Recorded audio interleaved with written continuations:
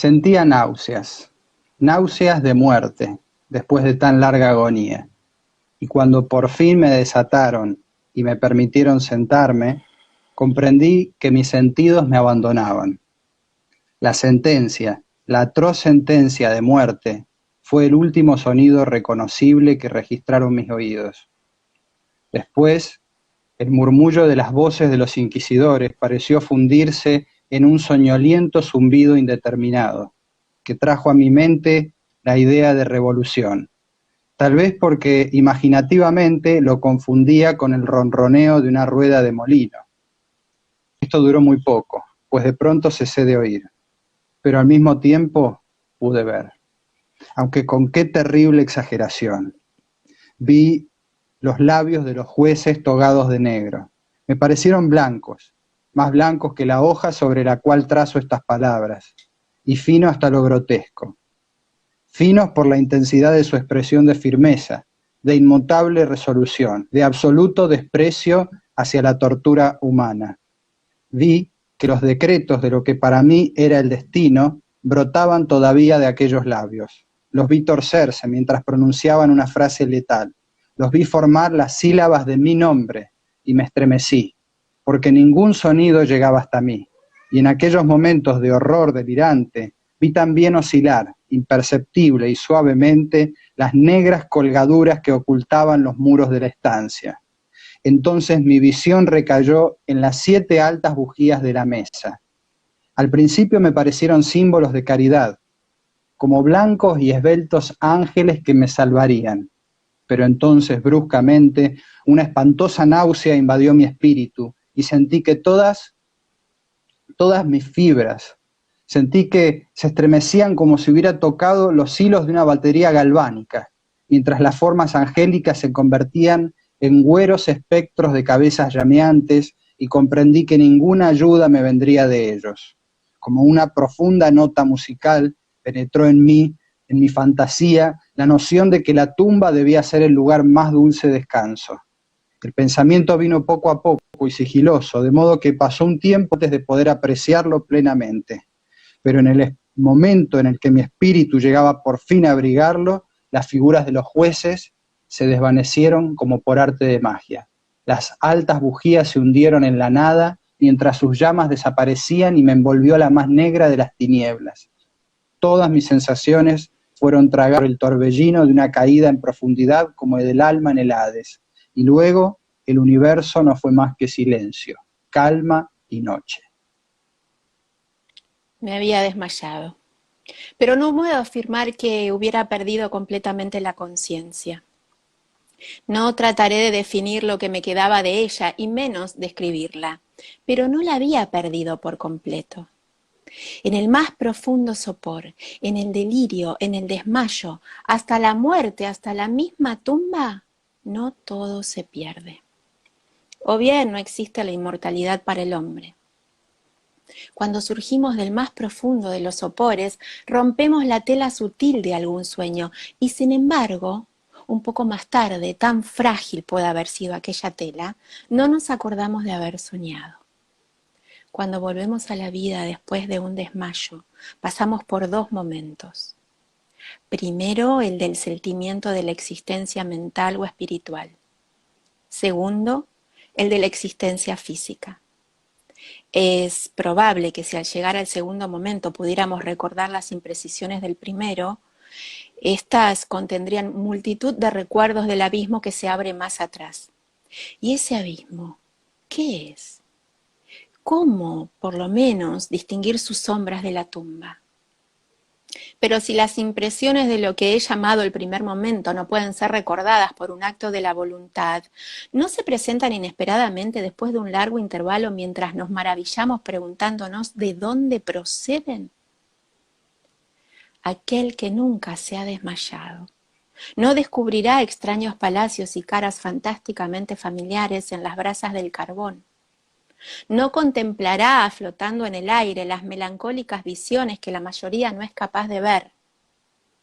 No meditará mientras respira el perfume de una nueva flor. No sentirá exaltarse su mente ante el sentido de una cadencia musical que jamás había llamado antes su atención. Entre frecuentes y reflexivos esfuerzos para recordar, entre acendradas luchas para apresar algún vestigio de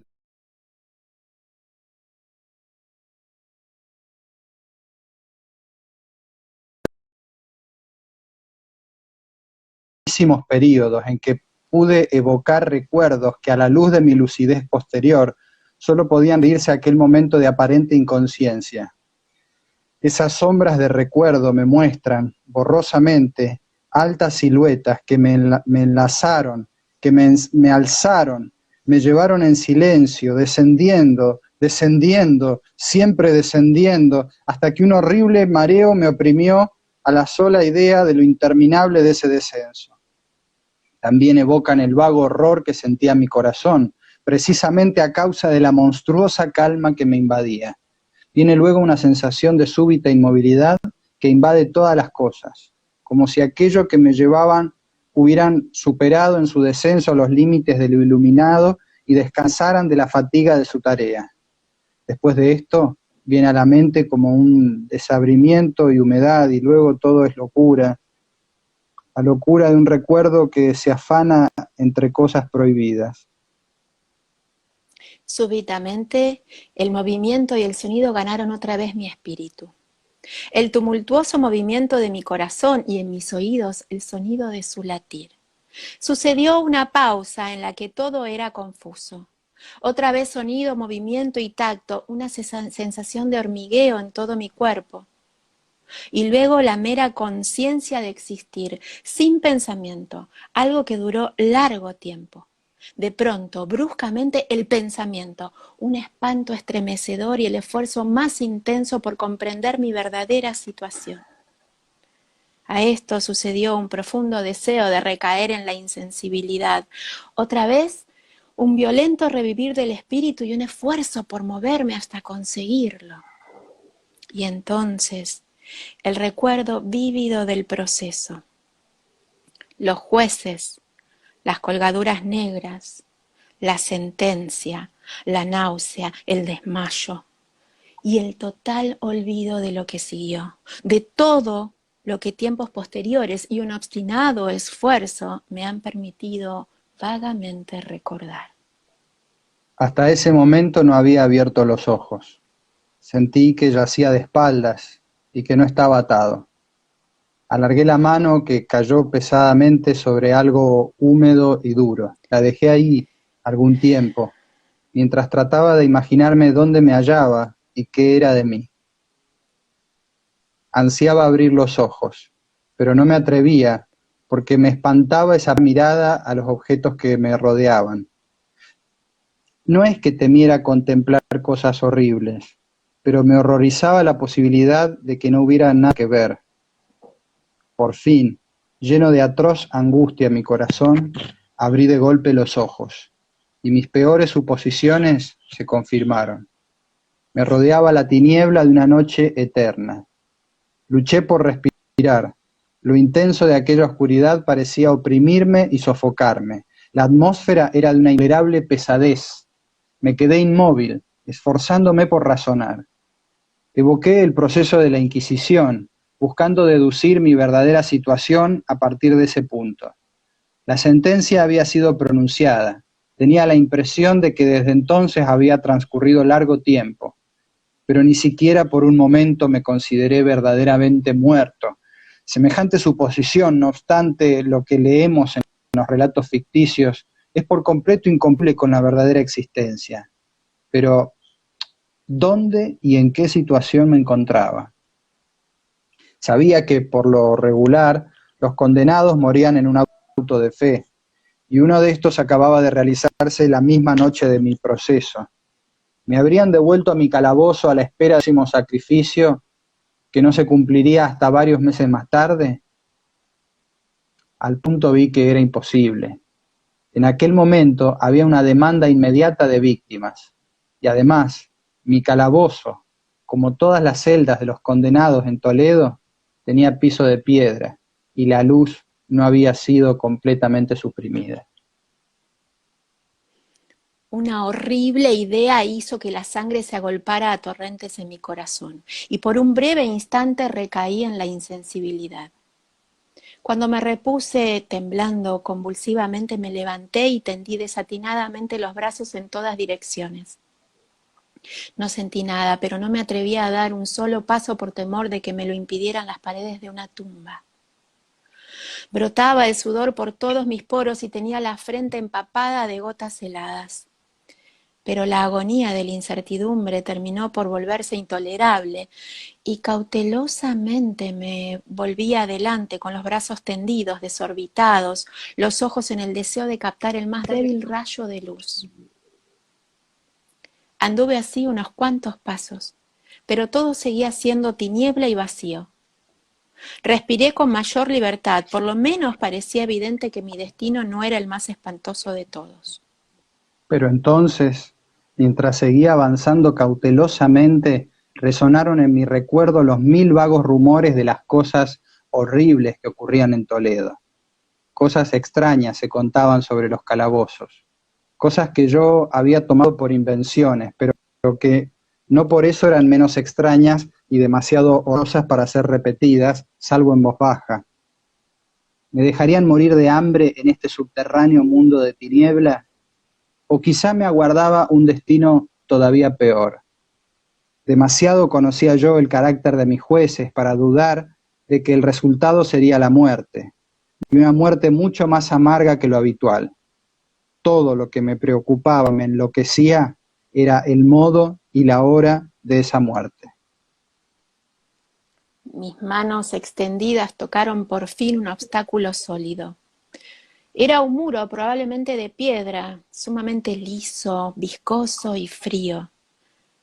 Me puse a seguirlo, avanzando con toda la desconfianza que antiguos relatos me habían inspirado, pero esto no me daba oportunidad de asegurarme de las dimensiones del calabozo. Ya que daría toda la vuelta y retornaría al lugar de partida sin advertirlo. Hasta tal punto era uniforme y lisa la pared. Busqué pues el cuchillo que llevaba conmigo cuando me condujeron a las cámaras inquisitoriales. Había desaparecido. Y en lugar de mis ropas tenía puesto un sayo de burda estameña. Había pensado hundir la hoja en alguna juntura de la mampostería a fin de identificar mi punto de partida. Pero de todos modos, la dificultad carecía de importancia, aunque en el desorden de mi mente me pareció insuperable en el primer momento. Arranqué un pedazo de ruedo del sayo y lo puse bien extendido y en ángulo recto con respecto al muro. Luego de tentar toda la vuelta de mi celda, no dejaría de encontrar el jirón al completar el circuito. Tal es lo que, por lo menos, pensé, pues no había contado con el tamaño del calabozo y con mi debilidad. El sueño era húmedo y resbaladizo. Avancé titubeando un trecho, pero luego trastabillé y caí. Mi excesiva fatiga me indujo a permanecer postrado, y el sueño no tardó en dominarme. Al despertar y extender un brazo, hallé junto a mí un pan y un cántaro de agua. Estaba demasiado exhausto para reflexionar acerca de esto, pero comí y bebí ávidamente. Poco después reanudé mi vuelta al calabozo, y con mucho trabajo llegué por fin al pedazo de estameña. Hasta el momento de caer al suelo había contado 52 pasos, y al reanudar mi vuelta otros 48, hasta llegar al trozo de género. Había pues un total de 100 pasos. Contando 1 metro por cada 2 pasos, calculé que el calabozo tenía un circuito de 50 metros. No obstante, había encontrado numerosos ángulos de pared, de modo que no podía hacerme una idea clara de la forma de la cripta, a la que llamo así, pues no podía impedir pensar que lo era. Poca finalidad y menos esperanza tenían estas investigaciones, pero una vaga curiosidad me impelía a continuarlas. Apartándome de la pared, resolví cruzar el calabozo por uno de sus diámetros. Avancé al principio con suma precaución, pues aunque el piso parecía de un material sólido, era peligrosamente resbaladizo a causa del limo. Cobré ánimo, sin embargo, y terminé caminando con firmeza, esforzándome por seguir una línea todo lo recta posible. Había avanzado 10 o 12 pasos en esa forma cuando el ruedo desgarrado del sayo se me enredó en las piernas. Trastabillando, caí violentamente de bruces. En la confusión que siguió a la caída, no reparé en un sorprendente detalle que pocos segundos más tarde, y cuando aún yacía boca abajo, reclamó mi atención. Helo aquí. Tenía el mentón apoyado en el piso del calabozo, pero mis labios y la parte superior de mi cara, que aparentemente debían encontrarse a un nivel inferior al de la mandíbula, no se apoyaban en nada. Al mismo tiempo me pareció que bañaba mi frente un vapor viscoso y el olor característico de los hongos podridos penetró en mis fosas nasales. Tendí un brazo y me estremecí al descubrir que me había desplomado exactamente al borde de un pozo circular cuya profundidad me era imposible descubrir por el momento. Tanteando en la mampostería que bordeaba el pozo, logré desprender un menudo fragmento y lo tiré al abismo.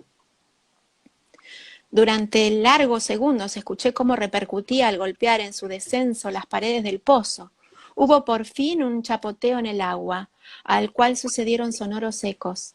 En ese mismo instante oí un sonido semejante al de abrirse y cerrarse rápidamente una puerta en lo alto, mientras un débil rayo de luz cruzaba instantáneamente la tiniebla y volvía a desvanecerse con la misma precipitación. Comprendí claramente el destino que me habían preparado y me felicité de haber escapado a tiempo gracias al oportuno accidente. Un paso más antes de mi caída y el mundo no hubiera vuelto a saber de mí. La muerte a la que acababa de escapar tenía justamente las características que yo había rechazado como fabulosas y antojadizas en los relatos que circulaban acerca de la Inquisición. Para las víctimas de su tiranía se reservaban dos especies de muerte, una llena de horrorosos sufrimientos y otra acompañada de sufrimientos morales todavía más atroces. Yo estaba destinado a esta última. Mis largos padecimientos me habían desequilibrado los nervios, al punto que bastaba el sonido de mi propia voz para hacerme temblar, y por eso constituía en todo sentido, yo, el sujeto ideal para la clase de torturas que me aguardaban. Estremeciéndome de pies a cabeza, me arrastré hasta volver a tocar la pared, resuelto a perecer allí antes que arriesgarme otra vez a los horrores de los pozos, ya que mi imaginación concebía ahora más de uno situados en distintos lugares del calabozo. De haber tenido otro estado de ánimo, tal vez me hubiera alcanzado el coraje para acabar de una vez con mis desgracias, precipitándome en uno de esos abismos. Pero había llegado a convertirme en el peor de los cobardes. Y tampoco podía olvidar lo que había leído sobre esos pozos, esto es, que su horrible disposición impedía que la vida se extinguiera de golpe. La agitación de mi espíritu me mantuvo despierto durante largas horas, pero finalmente acabé por adormecerme. Cuando desperté, otra vez había a mi lado un pan y un cántaro de agua. Me consumía una sed ardiente, y de un solo trago vacié el jarro. El agua debía contener alguna droga, pues apenas la hube bebido me sentí irresistiblemente adormilado. Un profundo sueño cayó sobre mí, un sueño como el de la muerte. No sé en verdad cuánto duró, pero cuando volví a abrir los ojos, los objetos que me rodeaban eran visibles. Gracias a un resplandor sulfuroso, cuyo origen me fue imposible determinar al principio, pude contemplar la extensión y el aspecto de mi cárcel. Mucho me había equivocado sobre su tamaño. El circuito completo de los muros no pasaba de unos 25 metros. Durante unos minutos esto me llenó de una vana preocupación. Vana, sí, pues nada podía tener menos importancia en las terribles circunstancias que me rodeaban que las simples dimensiones del calabozo. Pero mi espíritu se interesaba extrañamente en nimiedades y me esforcé por descubrir el error que había podido cometer en mis medidas. Por fin se me reveló la verdad.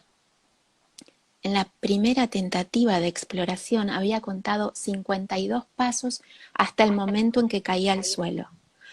Sin duda, en ese instante me encontraba a unos 2 pasos del jirón de Estamenia, es decir, que había cumplido casi completamente la vuelta del calabozo. Al despertar de mi sueño debí emprender el camino en dirección contraria, es decir, volviendo sobre mis pasos, y así fue como supuse que el circuito medía el doble de su verdadero tamaño. La confusión de mi mente me impidió reparar entonces que había empezado mi vuelta teniendo la pared a la izquierda y que la terminé teniéndola a la derecha. También me había engañado sobre la forma del calabozo. Al tantear las paredes había encontrado numerosos ángulos, deduciendo así que al llegar presentaba una gran irregularidad. Tan potente es el efecto de las tinieblas sobre alguien que despierta de la letargía o del sueño. Los ángulos no eran más que unas ligeras depresiones o entradas a diferentes intervalos. Mi prisión tenía forma cuadrada. Lo que había tomado por mampostería resultaba ser hierro o algún otro metal cuyas enormes planchas, al unirse y soldarse, ocasionaban las depresiones. La entera superficie de esta celda metálica parecía toscamente pintarrajeada con todas las horrendas y repugnantes imágenes que la sepulcral superstición de los monjes había sido capaz de concebir. Las figuras de demonios amenazantes, de esqueletos y otras imágenes todavía más terribles recubrían y desfiguraban los muros. Reparé en que las siluetas de aquellas monstruosidades estaban bien delineadas, pero que los colores parecían borrosos y vagos, como si la humedad de la atmósfera los hubiese afectado. Noté asimismo que el suelo era de piedra. En el centro se abría el pozo circular de cuyas fauces abiertas como si bostezara acababa de escapar. Pero no había ningún otro en el calabozo.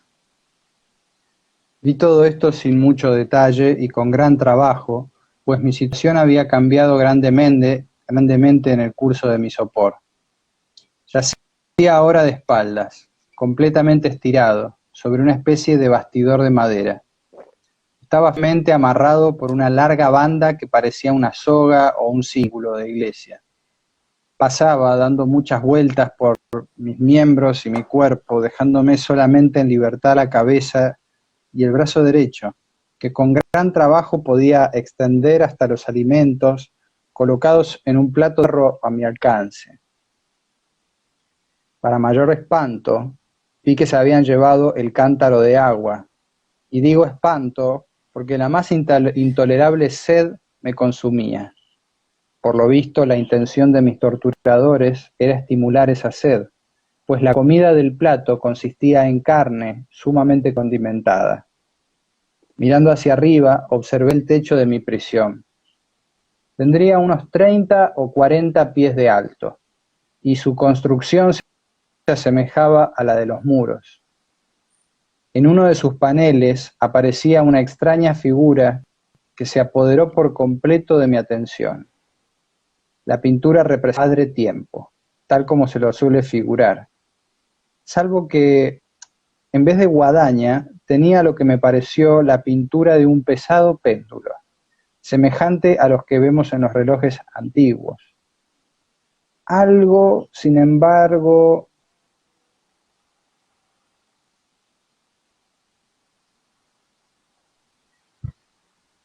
mientras la miraba directamente de abajo hacia arriba, pues se encontraba situada exactamente sobre mí, tuve la impresión de que se movía.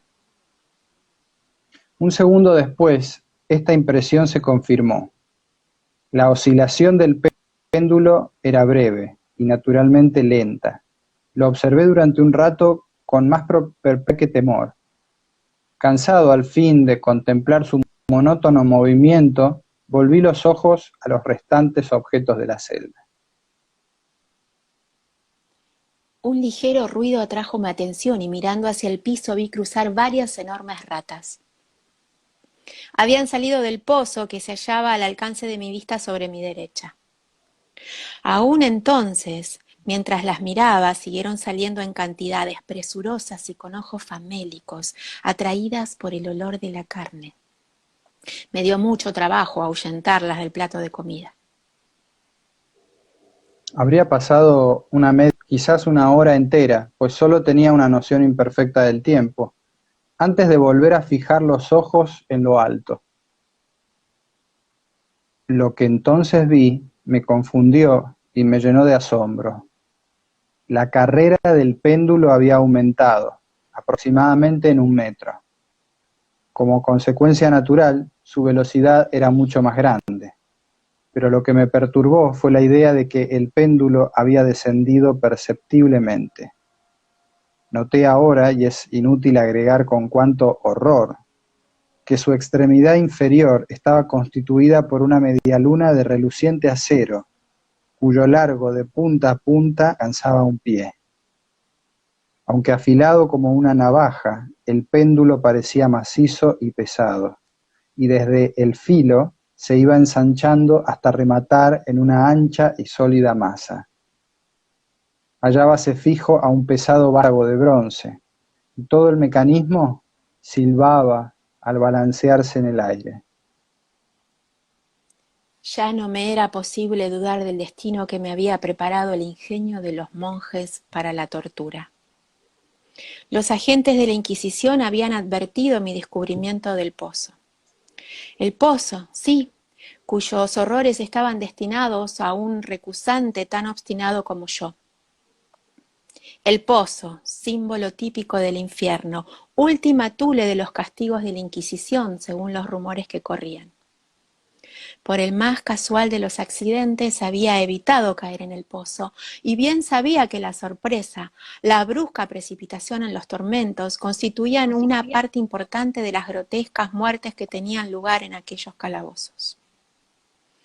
No habiendo caído en el pozo, el demoníaco plan de mis verdugos no contaba con precipitarme por la fuerza, y por eso, ya que no quedaba otra alternativa, me esperaba ahora un final diferente y más apacible.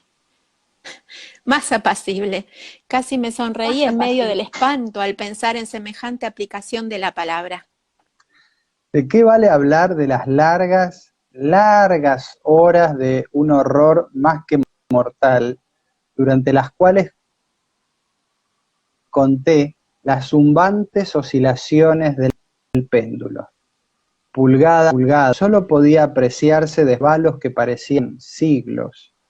Más y más íbase aproximando.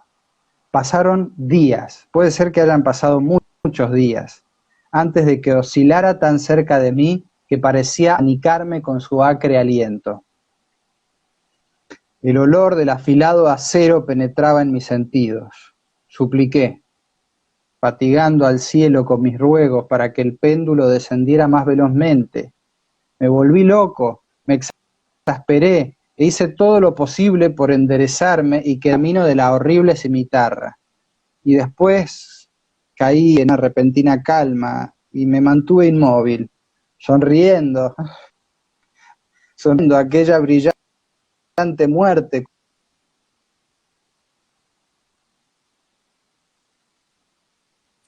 Siguió otro intervalo de total insensibilidad. Fue breve, pues al resbalar otra vez en la vida noté que no se había producido ningún descenso perceptible del péndulo.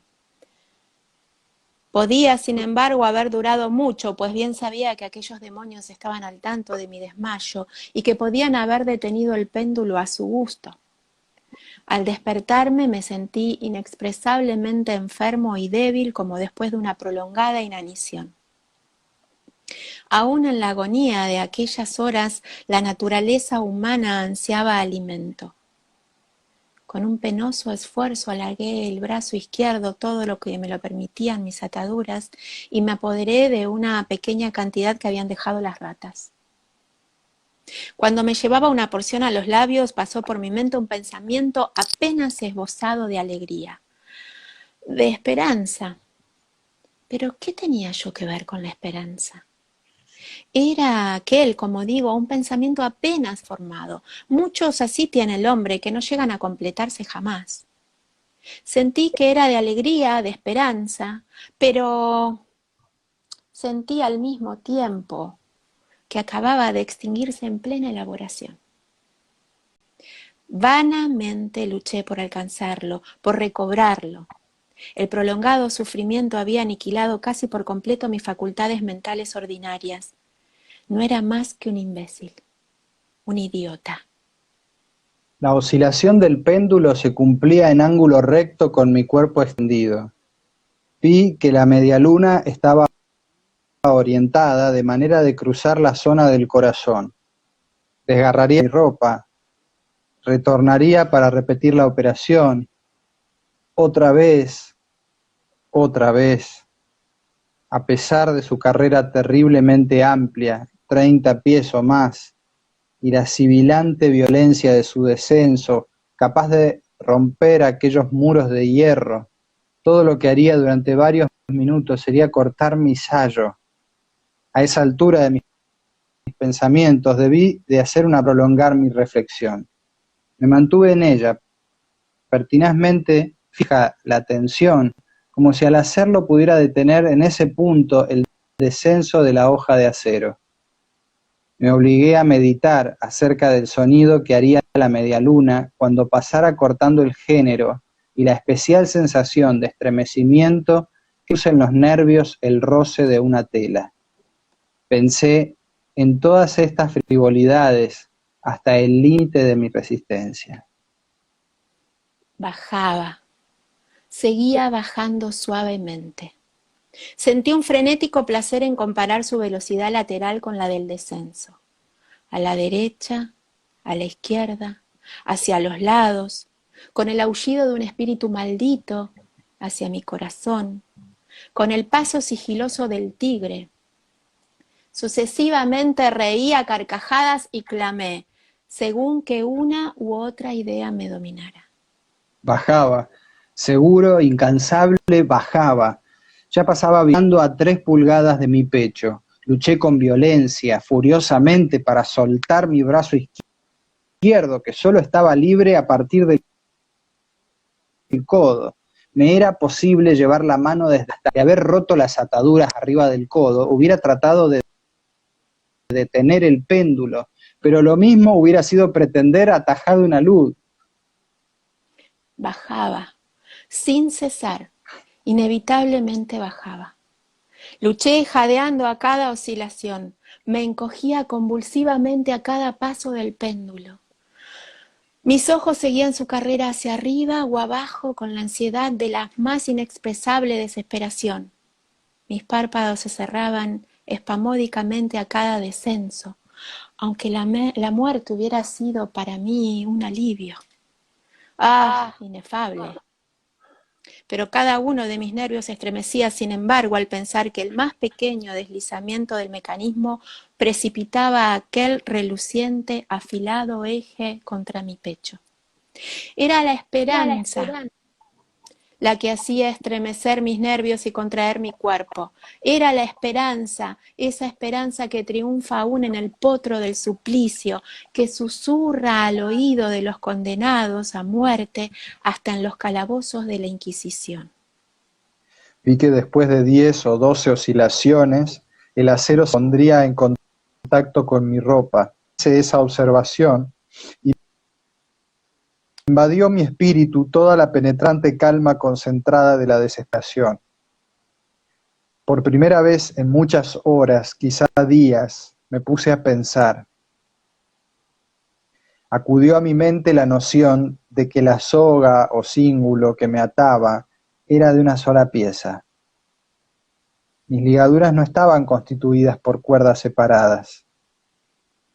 El primer roce de la afiladísima medialuna sobre cualquier porción de la banda bastaría para soltarla, y con ayuda de mi mano izquierda podría desatarme del todo. Pero cuán terrible en ese caso la proximidad del acero, cuán letal el resultado de la más leve lucha. Y luego, ¿era verosímil que los esbirros del torturador no hubieran previsto y prevenido esa posibilidad? ¿Cabía pensar que la atadura cruzara mi pecho en el justo lugar donde pasaría el péndulo? Temeroso de descubrir que mi débil y al parecer postrero bastante para distinguir con claridad el pecho. La soga envolvía mis miembros y mi cuerpo en todas las direcciones, salvo en el lugar por donde pasaría el péndulo.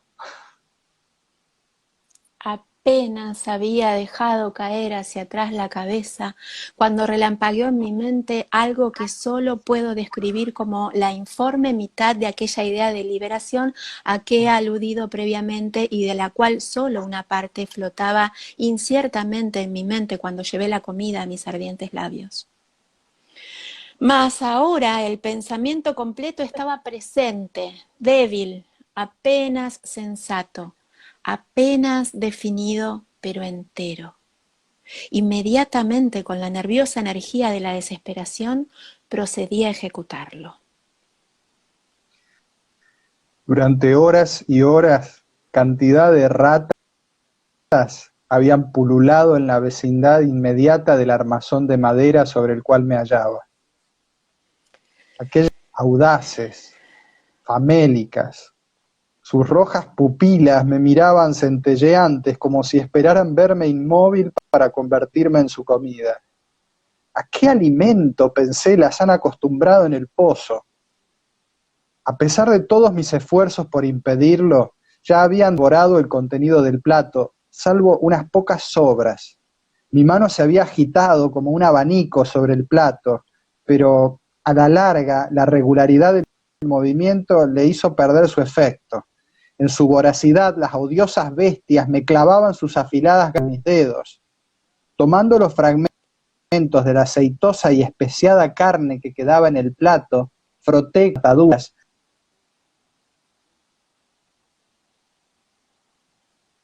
Cuando mi mano del suelo, permanecí completamente.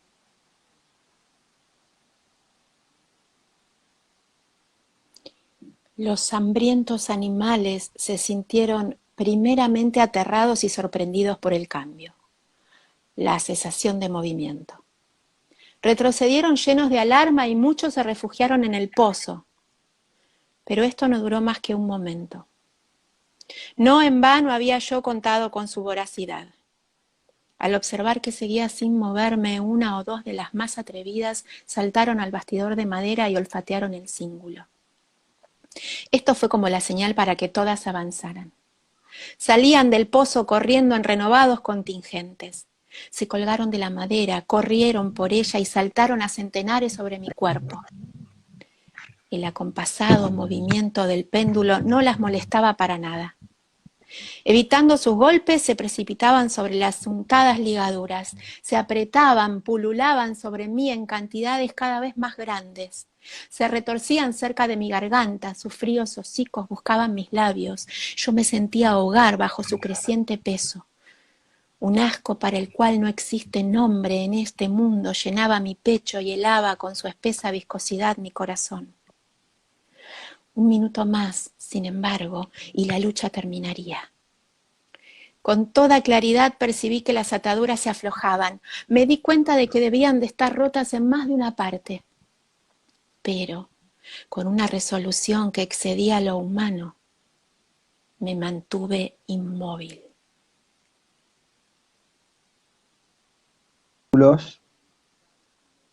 No había errado ni sufrido tanto en vano. Por fin sentí que estaba libre.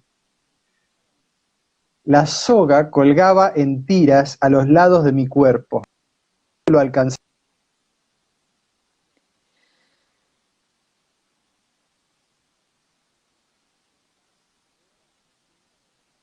de mí, y un agudísimo dolor recorrió mis nervios. Pero el momento de escapar había llegado. Apenas agité la mano, mis libertadoras huyeron en tumulto. Con un movimiento regular, cauteloso y más allá del alcance de la cimitarra. Más allá de... Por el momento, al menos, estaba libre.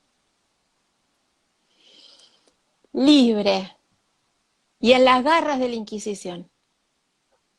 Apenas me había apartado de aquel lecho de horror para ponerme de pie en el piso de piedra cuando cesó el movimiento de la diabólica máquina y la vi subir movida por una fuerza invisible, hasta desaparecer más allá del techo. Aquello fue una lección que debí tomar desesperadamente a pecho. Indudablemente espiaban cada uno de mis movimientos. Libre, apenas se había escapado de la muerte bajo la forma de una tortura para ser entregado a otra que sería peor aún que la misma muerte. Pensando en eso, pasé nerviosamente los ojos por las barreras de hierro que me encerraban, algo insólito, un cambio que al principio no me fue posible apreciar claramente se había producido en el calabozo. Durante largos minutos, sumido en una temblorosa y vaga abstracción, me perdía en vanas y desilvanadas conjeturas. En estos momentos pude advertir por primera vez el origen de la sulfurosa luz que iluminaba la celda. Procedía de una fisura de media pulgada de ancho que rodeaba por completo el calabozo al pie de las paredes, las cuales parecían, y en realidad estaban, completamente separadas del piso. A pesar de todos mis esfuerzos, me fue imposible ver nada a través de la abertura. Al ponerme otra vez de pie, comprendí de pronto el misterio del cambio que había advertido en la celda. Ya he dicho que si bien las siluetas de las imágenes pintadas en los muros eran suficientemente claras, los colores parecían borrosos,